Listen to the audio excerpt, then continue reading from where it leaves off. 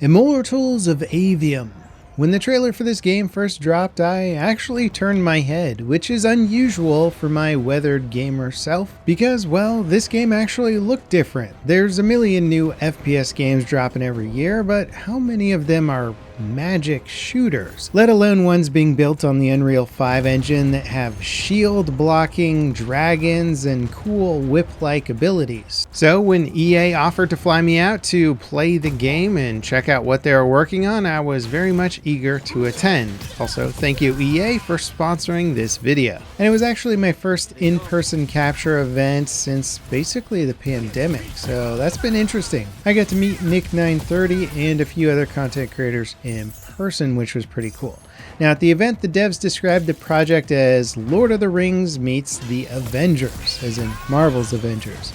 The fantasy world of Lord of the Rings with the hero characters and action sequences that you might expect from the Avengers franchise. You take on the role of a battle mage that can switch between various forms of magic to defeat your enemies. You play Jack, who in this world is known as an unforeseen, someone who has unexpectedly manifested their abilities through a traumatic event. And feeling indebted by a promise, Jack has reluctantly entered the Everwar, a global war where nations fight for the control of magic. He joins on the side of Lucium to fight against Rasharm, the nation responsible for the murder of his family. However, there's clearly more at play with Jack's abilities and his so-called allies, at least as far as I gathered from the few missions that I played. And the story and the characters actually seem pretty interesting in the few missions that I was able to play through, and the artwork is pretty fun and imaginative. Certainly a good excuse to throw you into a giant mage battle and shoot glowy magic stuff at each other.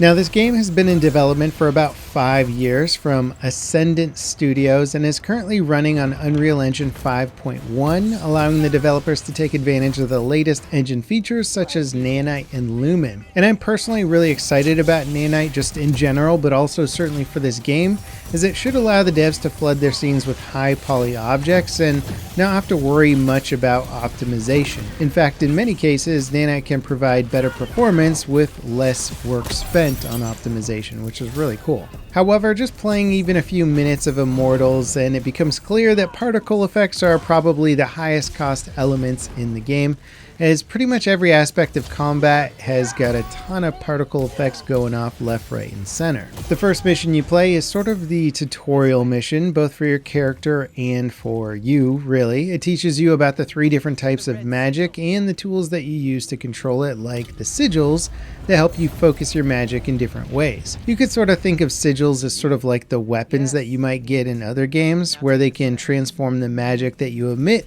by changing stuff like the rate of fire, range, velocity, tracking ability, and other properties like that. Throughout the game, you can earn more of these and even craft new ones. Obtaining different ones can pretty drastically change your playstyle as well. Beyond this, you can learn new spells like shields that can block ranged attacks at the cost of slowing down your movement. One of the main aspects of combat is switching between your 3 magic types mid-combat.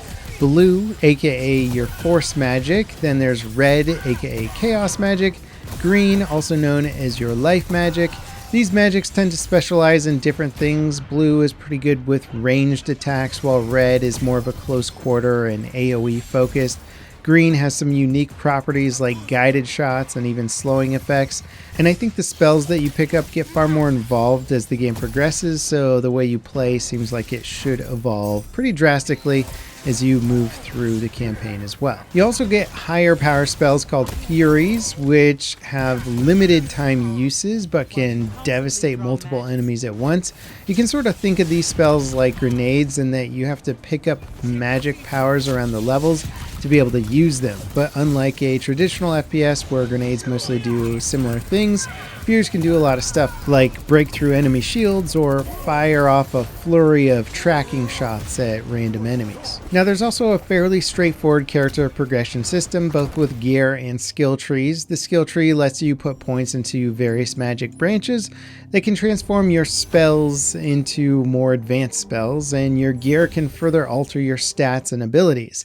It's very much much the foundation of a traditional action RPG, but in the body of a mage FPS, and I think it absolutely works. Now, narratively, the game relies heavily on motion capture sequences that hold up quite nicely, thanks in part to the acting chops of some recognizable talent like Gina Torres from many TV shows, one of which is Firefly. Now, your main character Jack has a bit of a boyish attitude about himself, but he also often asks the obvious questions, which I do find refreshing. At multiple points throughout the story, I found myself wondering a question about the intents of a certain character or why I was somewhere, and Jack ends up asking that question moments later, which is actually nice.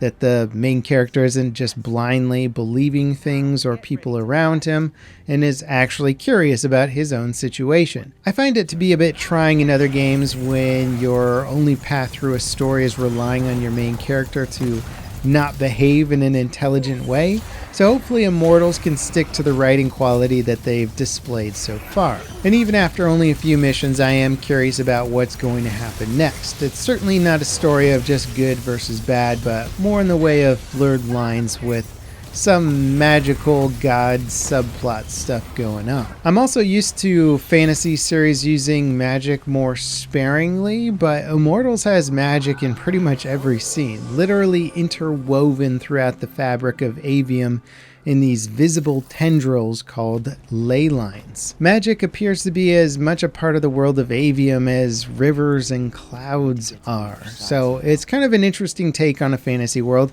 and I'm enjoying the world crafting. I actually think it's one of the strongest qualities of Immortal so far, which is good considering that it is a single-player game. Elite mages with distinct abilities using fantasy dropships to transport themselves into battle and run ops like elite military outfits. It's pretty cool, I'm sold on the concept, and I'm excited to see where this narrative goes. Let me know what you guys think about the gameplay and what you've seen so far. The game is releasing on July 20th on PlayStation 5, Xbox Series X and S, PC via the EA app, Steam, and the Epic Games Store, so you can get it just about anywhere. And of course, I'll leave a link for that in the video description. Are you guys looking forward to Immortals as a completely different take on the FPS experience, or are you more of a traditional shooter person? Let me know in the comments, and as always, thanks so much for watching. I'll see you next time. This is LevelCap, signing off.